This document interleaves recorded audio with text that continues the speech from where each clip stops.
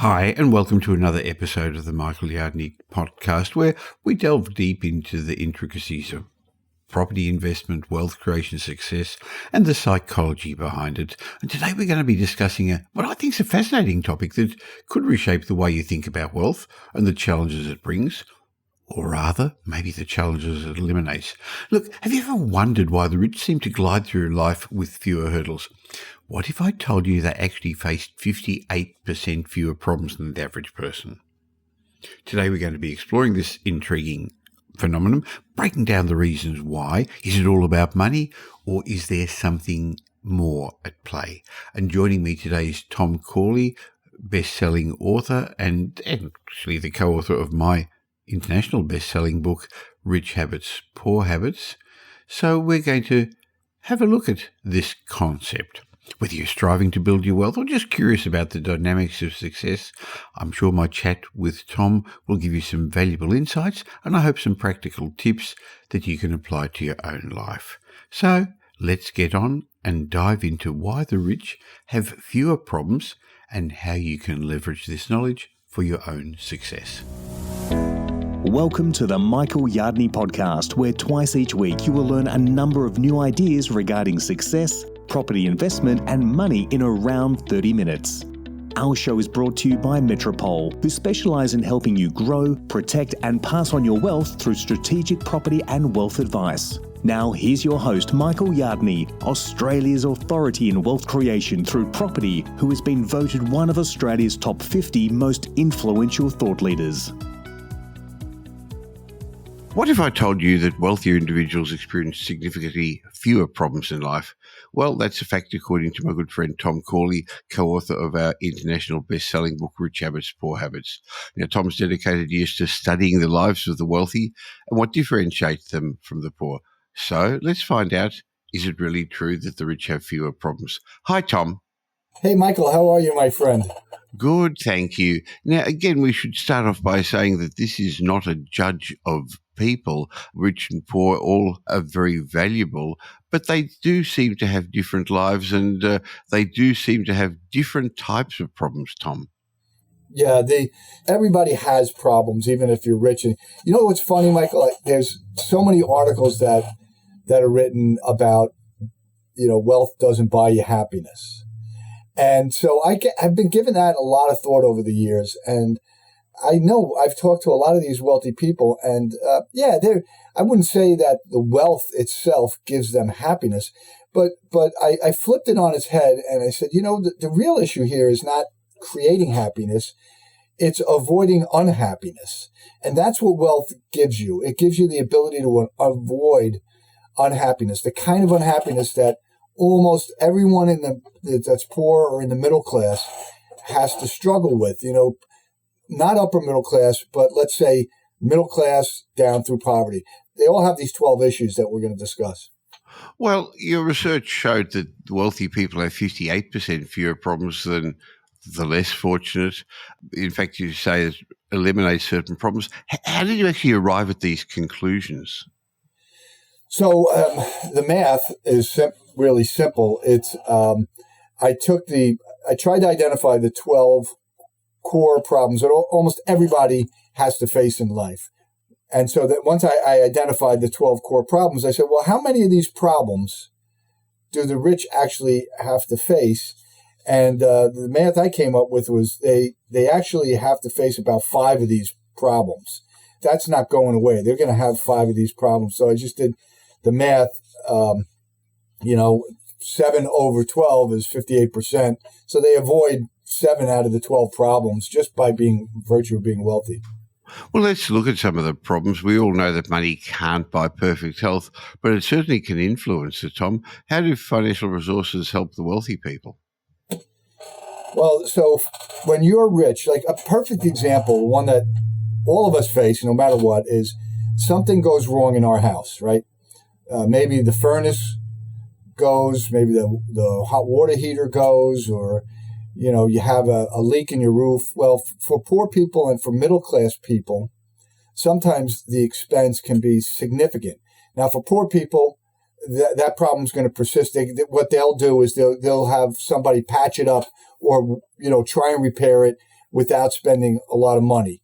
So the problem will repeat itself because it never truly gets fixed. It's just a Band-Aid.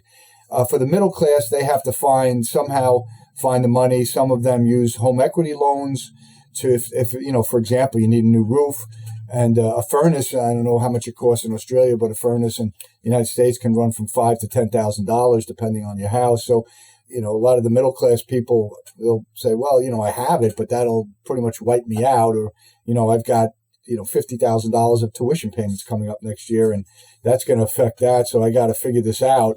The rich people simply say, what's the phone number of the roof guy that we used, or somebody that we know, or they'll call a friend and say, why don't you use this roof guy? And they'll call him up. How fast can you fix my roof?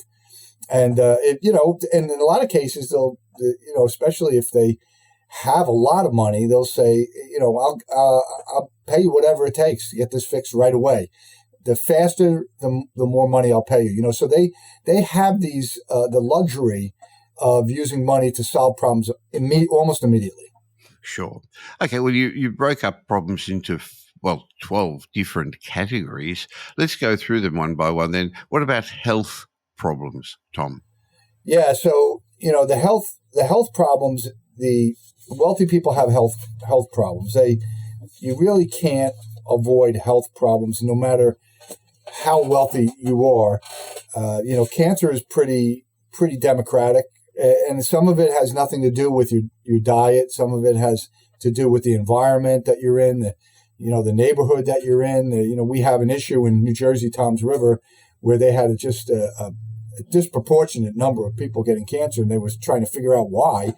So a lot of this stuff around health, you just can't fix with money. But the good news is the rich have the money to get the best medical care. And so maybe it'll take some time to fix it, but they can eventually, if they find the right doctor, they can mitigate it. Sure.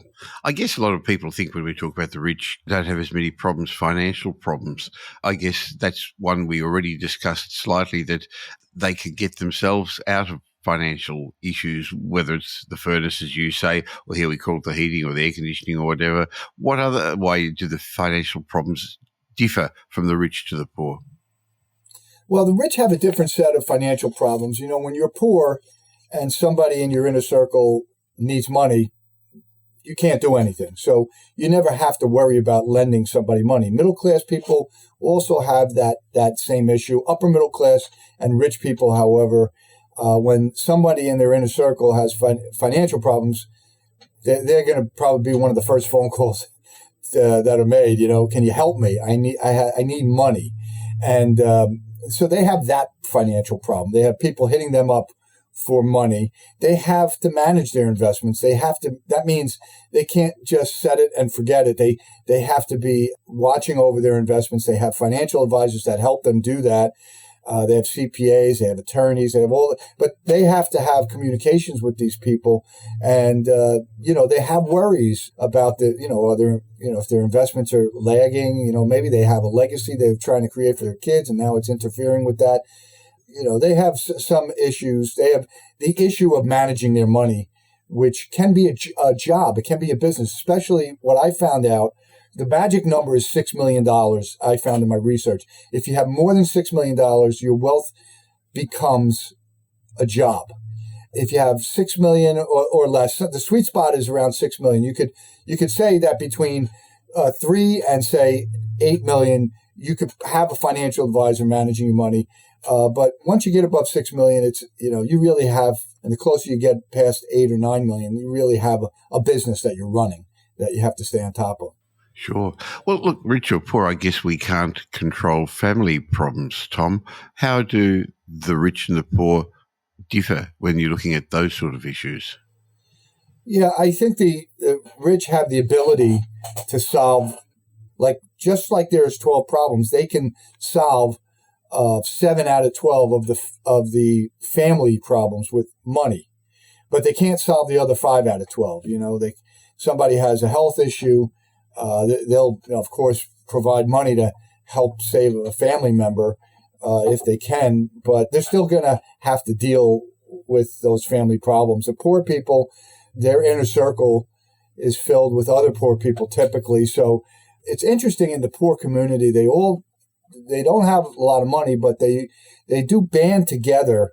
It's quite unique, and it's a nice thing to see, because I talked to a lot of these poor people. They band together, and they might have $100. Somebody else might have 100, and they all band together and they raise some money. We did this many years ago for somebody that broke their neck, and they weren't rich and they weren't poor. They were lower middle class, and we were able to raise about $10,000 through our network of friends. So the poor do have that. They have the people in their inner circle are always going to be in need of money. And, that's going to be a constant problem that poor people have. Well, in your list of the various type of problems one can have, you also discussed neighbour problems. What were you talking about there, Tom? Well, in the poorer community, you're stuck with your neighbors. There's nothing you can do about it. You can try and move, but in a lot of cases, the poor people can barely afford the rent where they're at. And if they want to move to a nicer neighborhood, that means they have to pay more, and they can't afford to do that. Middle-class people, upper middle class in particular, they can move out of their neighborhoods if they have bad neighbors. If it's there's some areas, probably in Australia as well, but certainly here in New Jersey, where there's drugs, and so if you're stuck in one of those neighborhoods, then you have to worry about, oh, my kids are growing up in this neighborhood, they might get addicted to drugs, and that's the worst thing a parent can go through, other than the death of a child. And so what the rich people can do is they can just move out of the neighborhood. They said, the neighborhood's turning bad for whatever reason. We're going to get out of this neighborhood. We're going to find a better neighborhood. Sure. Look, we've spoken about it before. Any problem that money can solve isn't really a problem, Tom, is it? So we discussed, in looking through your list of the 12 different types of problems we can encounter, home repair problems, and I think we've already covered the fact that the rich, well, they'll just call the serviceman out and get those fixed. I guess it's much the same with car problems, Tom. Car problems for poor people, they have to use their car a lot longer than rich people. They have to. A lot of rich people choose to drive their car until the wheels fall off, but that's a choice that they make. Poor people don't have that choice. They have no choice. They have to make sure that the car keeps running. So they have these constant repairs. Like I said, they're Band-Aid repairs. They can't, afford, let's say, something brand new, a new engine or a new transmission. So they have to get it fixed if they can be fixed, or they have to just deal with the problem with the car and just pray to God that they can get back and forth to work. Rich people, on the other hand, if their car becomes too much of a nuisance, they simply will get a new car. Or they'll say, just change the engine. The engine's giving me a problem. I like this car. Just change the engine for me. Yeah, it's going to be $5,000, Tom Corley. Yeah, okay, 5, 6, whatever. Just get it done. And they can do that. So they have really no car problems to speak of. You mentioned a short while ago about drug and addiction problems. Unfortunately, they are a blight in our society. But yes, not only in the United States, we're seeing more and more of that as well. I don't know, the vision that you see in the movies are that the rich do seem to have more recreational drugs. I'm not sure if it's true or not. How have you found addiction to differentiate itself between the rich and the poor? I would say that the rich have addictions to the more expensive drugs. The poor have addictions to alcoholism. Crack was a big thing. That was a blight on the poor community. That crack happened to be a lot cheaper than the cocaine that the rich liked. So they have addiction problems across the board. It's just they're different drugs of choice for the rich, and for the poor, they if they become addicted, it's to we know somebody that got addicted to heroin. They were kind of in our inner circle, and their whole life fell apart. Everything fell apart. It was horrific. They went to jail. It was just a terrible thing. They'll do anything, to get money. They'll rob a bank if they have to, and that's what happened to this particular individual. They got caught robbing a bank, went to jail, and they got out after, I think, 6 or 7 years. But boy, oh boy, when you get addicted and you're poor, you have to rob a bank. When you're rich, you just see your money deplete. Sure. So, as we can see, as we work through this list of the different problems, there are different issues the rich and the poor have. Having said that, they've all got their share of problems. I guess one that one can't get away from is relationship problems, Tom. How does that work? Yeah, so I think in this particular one, the rich don't have this as a problem because one of the common denominators, one of the traits or the habits, if you will, of the rich is they look at, I like to say that, relationships are the currency of the wealthy. And so they pick and choose their relationships. And they pick and choose their relationships based on certain traits. And one of them is if they're honest and trustworthy, they're going to do business with them. They're going to build relationships around them. If they're success-minded, they're going to build relationships around them. If they have good traits, good values, good morals, that's what the rich people are looking for in their relationships. And so the poor, they have relationships that are basically dropped on their lap. Their relationships are often tied to their neighborhood, which is a poor neighborhood typically. And, a lot of the people in the poor neighborhoods have a lot of problems, like drugs, and they're issues with breaking the law, and they have toxic relationships that they really can't escape from. It's not easy for them to escape from. The rich can. Interesting. Okay, what about job problems, Tom? At the moment, unemployment's really low all around the world, but that doesn't mean people are enjoying the jobs they're doing. No, and that's an interesting point that you brought up, because 86% of the rich in my study, they either liked or loved what they were doing for a living. So one of the reasons they became wealthy is because they liked or loved what they were doing.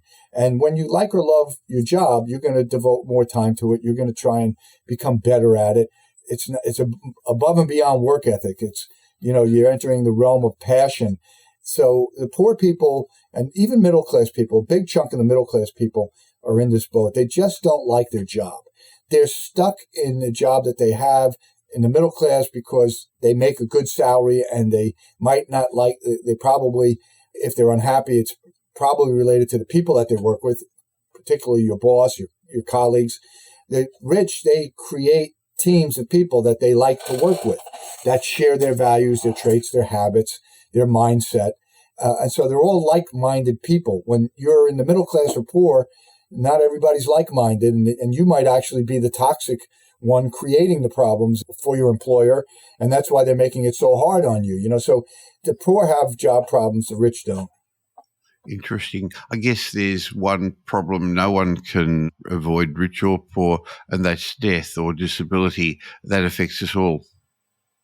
Yeah, that's one. It's an interesting interview that Elon Musk did, and they asked him, why he didn't quit when the third rocket didn't launch, and he was down to like his last couple million. And they said, why didn't you just take your 8 million or whatever it was and just ride off into the sunset? And he said, the only way I would do that is quit on my dream is if I was dead or disabled. And that stuck with me because you don't have any control over that. The disability you can mitigate if you're rich to some extent, meaning you can throw money at it, and it could, you could have a van that has, I know somebody that had a van that they were able to steer with one hand, but they were partially paralyzed. And, their legs didn't work. And they had a elevator that took their wheelchair down into the ground. You're still disabled. Nothing you can do about it. So, yeah, death and disability are the problems that are, the poor and the rich have. Sure. Well, you gave us a list of 12 problems that one can experience and how the rich have fewer of these. What about time management problems, one of those items on your list? Yeah, so this is an interesting one because a big chunk of the poor people are poor because they lack educations or skills. And also a chunk of them are poor because they don't have a work ethic. They have a poor work ethic. But the interesting thing is that the poor people that have a work ethic and that just don't have skills or education, they often have to work 2 or 3 jobs. So they have time management problems themselves. The rich have time management problems for a different reason. We've talked about this. One of the things that I found in my research was that the wealthy had, at a minimum, 3 streams of income. Many of them had 4 streams, and many of them had 5 streams or more. And I think Sir Richard Branson, I read an article where they said he had something like 190 streams of income because of all the companies that he owned. And I said, imagine having to manage all of those streams of income, Michael. You know what it's like. You have these projects you're working on, multiple streams of income coming in from different projects, and you have to manage your time. You have a time management problem. Well, the wealthy have a time management problem, the poor do. But the wealthy have it for a different reason than the poor. Yeah. Okay. We all tend to complain about the weather, especially here in Australia at the moment. While you're enjoying summer, we're enjoying winter. The weather affects us all, doesn't it, whether we're rich or poor? Yeah. The only thing I'll say about this is the rich can move to a place that has better weather. That's the only exception. But even in those nice places like Florida, a lot of people in the United States move to Florida, and the weather is much better in Florida. But guess what Florida has, Michael? They have hurricanes. And a lot of people like California as well. San Diego happens to be probably the best climate in the United States. And guess what California has? They have earthquakes. So you never can really escape these kind of environmental weather type problems. They follow you no matter what. It's inescapable, really, living on our planet. Well, some people are going to be listening to this, Tom, and they're going to feel discouraged. They're going to feel they can't solve their problems because they don't have enough wealth. What advice would you give to somebody who's currently got problems, regardless of their financial situation? Well, rich habit number 1 is the self-awareness rich habit. And it's the number 1 rich habit for a reason, and that's because you can never change. You can never alter your financial circumstances until you become aware of the habits and the beliefs and the mindsets that are holding you back in life. So while I can't snap a finger and say, you can become instantly wealthy doing X, I can tell you that over time, you most definitely can. Self-improvement reading is reading to learn. That's one of the escape hatches for the poor. We had a Dr. Ben Carson ran for president a number of years ago and wasn't successful, but he was the top neurosurgeon in the United States. Him and his brother were raised in poverty in Chicago, and they escaped it because their mother taught them or mandated that they develop the habit of reading. So yeah, there's nothing you can do to eliminate poverty immediately except fight your way through it. And that's why we wrote Rich Habits, Poor Habits, to try and help not only middle class, but the poor people. Well, it's actually a good time to give a shameless plug for our international top-selling book. It's something I'm very proud of. We got to know each other a number of years ago interestingly, through social media.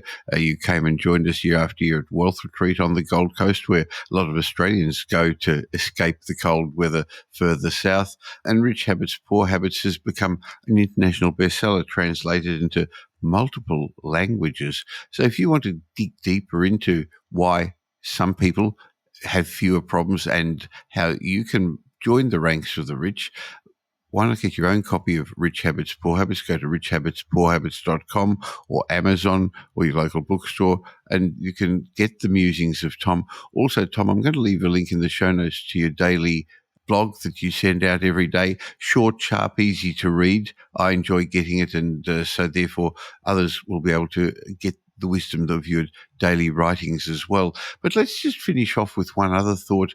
You mentioned mindset a couple of times while we were talking. How does the mindset of the wealthy differ from those who are struggling financially? How does it impact their ability to handle problems? So this was an eye-opener for me because I had a negative attitude about wealthy people. In fact, I was probably one of the few CPAs in the world that hated wealthy people. Well, I grew up poor, and so we had this disdain for them. Anyway, one of the things that I learned through my research, and I'm so grateful that I went through this research, the wealthy people and the poor people have 2 different mindsets. The wealthy people have a positive, upbeat, a positive mental attitude. They're optimistic. They're forward thinking. They are enthusiastic because they create goals around their dreams. They pursue dreams through their goals.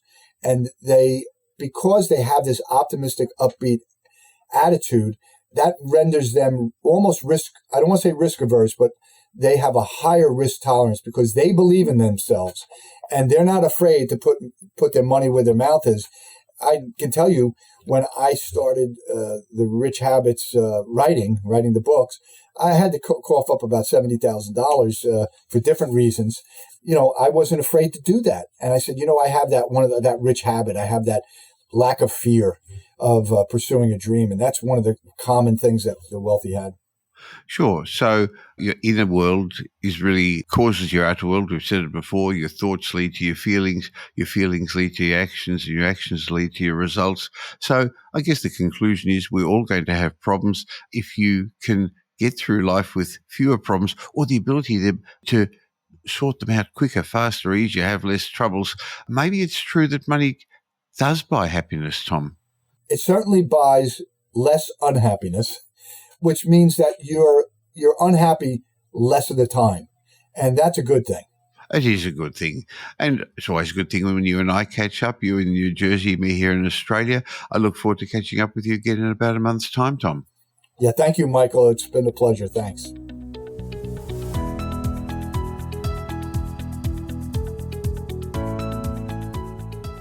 I hope you enjoyed my chat with Tom Corley. He's a fountain of information about the psychology of success.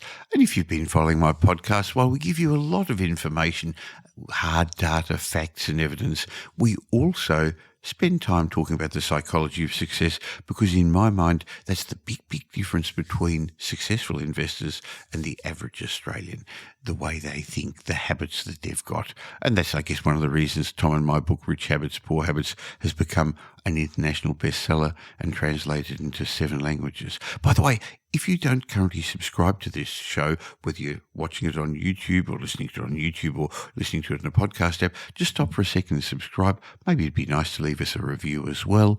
But that way you're going to get the information my guests and I bring you twice a week.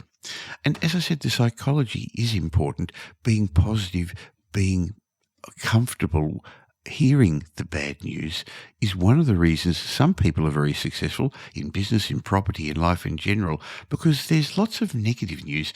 The economy, the political problems, financial challenges, the world keeps throwing this at us. And that's worrying many would-be home buyers and property investors. And sometimes the good news is drowned out, the fact that the property market just keeps rising and has done since the beginning of 2023. So my suggestion is don't worry about where interest rates are going to be in 3 months or 6 months' time. Don't worry about what's going to happen to an upcoming election coming. Have a think about where our housing markets are going to be in 5 or 10 years' time, considering the considerable strong population growth, the rising economy, the fact that our economy is going to keep doing well, despite all the challenges thrown at it, despite the fact that we've got a great knowledge-based society that's earning more income, and there's all these immigrants coming in aspirationally wanting to buy homes. All that's going to underpin rentals and property values. So be encouraged where our housing market's going to be in 5 or 10 years' time. And if you're interested in getting investing to take advantage of this, or buying a new home before FOMO drives the herd back into the market, have a chat with my team at Metropole. Have a talk with one of our wealth strategists to discuss your options, because we're much, much more than just another buyer's agent. We help our clients safely create intergenerational wealth through building substantial property portfolios. We're big enough to tip the scales in your favour, but we're small enough to care. So have an obligation-free chat with one of our wealth strategists, metropole.com.au. Now here's Michael's mindset message. Remember, a change in your thinking will lead to a change in your life. Today I'd like to share with you a daily tool that the rich use that never occurs to most people. Over the years, I've worked with and mentored many successful investors and business people, and I've found that they use this daily tool that most people never think of. Now, we've all heard about, or maybe used, to-do lists. The best to-do lists incorporate daily activities that help you move towards your goals. You've got them set out there. But to-do lists alone won't make you successful. While it's important to get things done, it's equally important to avoid things that actually stop you getting towards your goals. So you've probably never heard of a to-don't list before, but that's what you need. Now, I discovered this little-known secret of most successful people many years ago, and a to-don't list includes things you should never do because they're either time wasters, bad habits, or things that hold you back from being happy and successful with life. Now, my good friend Tom Corley has written a lot about this in his books and combined a bit of it in our joint book, Rich Habits, Poor Habits. But he also says that to-don't lists are just as important as to-do lists. And he's made a list of things that you should have on your to-don't list. He says most successful people fostered accomplishment in their lives by diligently doing certain things every day and diligently avoiding certain things. He went on to say most people, unfortunately, aren't successful in life. They eke out a living and struggle to just get by, unaware that they're engaging in destructive activities on a daily basis. That makes their own success impossible. So Tom Corley went on to say they're engaging in these activities that might appear on a typical to-don't list of a successful person. And that would say, don't watch more than an hour of TV today. The to-don't list would say, don't waste time on Twitter, Facebook, Instagram, YouTube. The to-don't list would say, don't envy anyone today. Don't make any impulse purchases today. Don't gossip. Don't gamble. Don't drink in excess today. Don't lose your temper. Don't ignore your family. The to-don't list would include things, according to Tom Corley, such as don't read negative news articles, don't procrastinate, don't ridicule anyone, don't hate anyone, don't smoke a cigarette today, and don't be negative. Now, for those who've got a lot of bad habits, to-don't lists are actually more important to them than to-do lists. And you know, in our book, Rich Habits, Poor Habits, which you can get at richhabitspoorhabits.com, we explained that people are going around with one foot on the accelerator and one on the brake. They've got a lot of rich habits, but they've also got poor habits that they've got to get rid of, they've got to break. And that's where a to-don't list will help you. To-don't lists help keep you aware of things you shouldn't be doing. Knowing what not to do, in my mind, is just as important in achieving success as knowing what to do. So, what would be on your to-don't list? When you ask yourself that question, only then will you become aware of the daily habits that are constantly pulling you backwards. To-dos, while a great tool to help you improve your chances of success, are only going to get you halfway there. To-don'ts will get you the rest of the way to your success.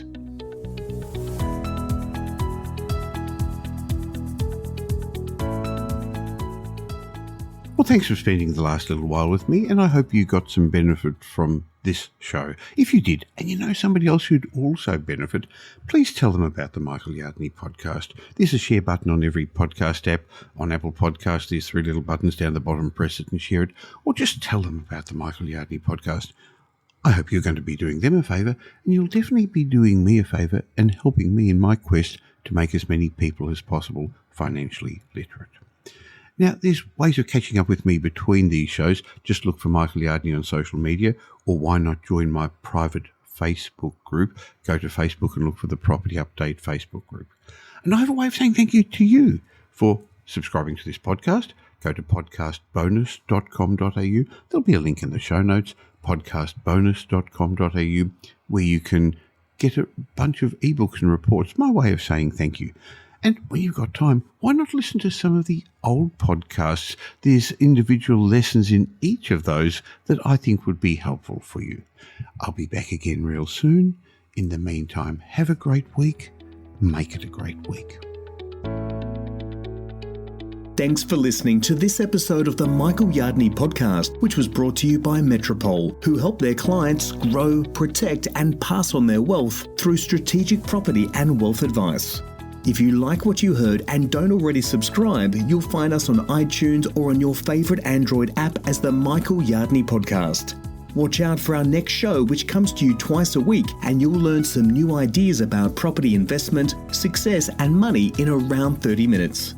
To get more of Michael's thoughts, go across to www.propertyupdate.com.au and sign up for his daily morning briefing, and you'll hear from not only Michael but a group of leading property success and money experts.